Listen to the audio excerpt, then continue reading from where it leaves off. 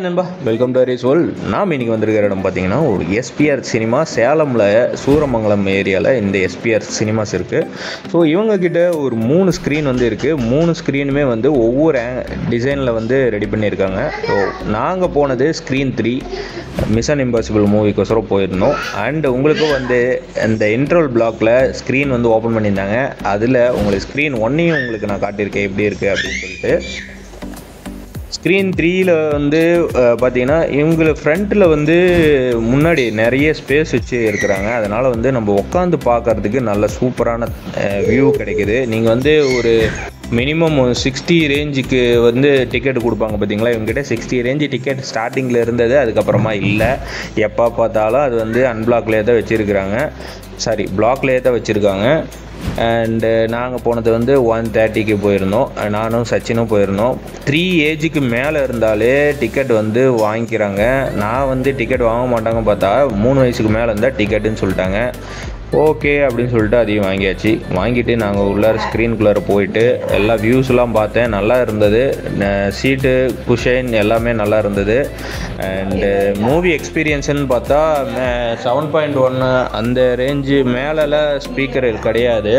கீழே தான் வந்து ஸ்பீக்கர் சைடில் தான் வச்சுருக்காங்க. அண்டு ஒவ்வொரு ஸ்க்ரீனுக்கு ஏற்ற மாதிரி இருக்கும்னு நினைக்கிறேன். 7.1 நாங்கள் போனது இல்லையா அப்படின்னு நினைக்கிறேன். மேலே பார்த்தேன், சரியாக தெரில. ஓகே. அண்டு இந்த ஸ்க்ரீன் பொறுத்த வரைக்கும் நல்லா எஃபெக்ட் வந்து நல்லா இருந்தது. ஸ்க்ரீனும் வந்து நல்லா வியூவபுளாக வாட்சபிளுக்கு ஏற்ற மாதிரி தான் இருந்தது. இன்னொரு ஸ்க்ரீன் வந்து பெரிய ஸ்க்ரீன், அதுவும் வந்து நல்லா சூப்பராக இருந்தது. அதுவும் உங்களுக்கு காட்டியிருக்கேன் பாருங்கள். அண்டு தேட்டர் எக்ஸ்பீரியன்ஸ் வந்து சூப்பராக மெயின்டைன் பண்ணுறாங்க. அண்ட் நீட்டாக இருக்குது. உள்ளார வந்து எந்த ஃபுட்டும் நாட் அலோடு, எதுவுமே எடுத்துகிட்டு போக முடியாது. உள்ளார செக் பண்ணி தான் உள்ளார அனுப்புகிறாங்க. அண்டு அதான் சொன்னோம் பார்த்தீங்களா, 3 ஏஜுக்கு மேலே இருந்தால் இதில் அதாவது குழந்தைங்களுக்கு ஒரு டிக்கெட் எடுத்துக்கிற மாதிரி தான் இருக்கும். அண்டு இன்னும் வேறு என்ன அப்படின்னு பார்த்தீங்கன்னா, டிக்கெட் வாங்கிட்டோம்னா கேன்சல் பண்ண முடியாது. அதனால் வந்து நீங்கள் ஒரு வேளை குழந்தைய கூட்டிகிட்டு போயிட்டீங்க, டிக்கெட் இல்லை, அந்த டைமில் ஒரு டிக்கெட் தான் வாங்கியிருக்கீங்க, அந்த பக்கத்தில் சீட்டில் டிக்கெட் இல்லை அப்படின்னு சொல்லிட்டிங்கனாலுமே முடிஞ்சு போச்சு அந்த டிக்கெட்டோட ஆயுசு. ஸோ அதெல்லாம் யோசித்தேன். நான் போன டைமில் இந்த தேட்டரில் கூட்டம் இல்லை, ரஷ்ஷும் இல்லை. நான் காட்டுறேன், எனக்கு பின்னாடி ஒரு 30 பேர் தான் உட்காந்துருந்தாங்க. ஏன்னா 2 வீக்ஸ்க்கு அப்புறம் தான் வந்து அந்த தேட்டருக்கே போனேன், அதாவது அந்த மூவிக்கே போனேன்.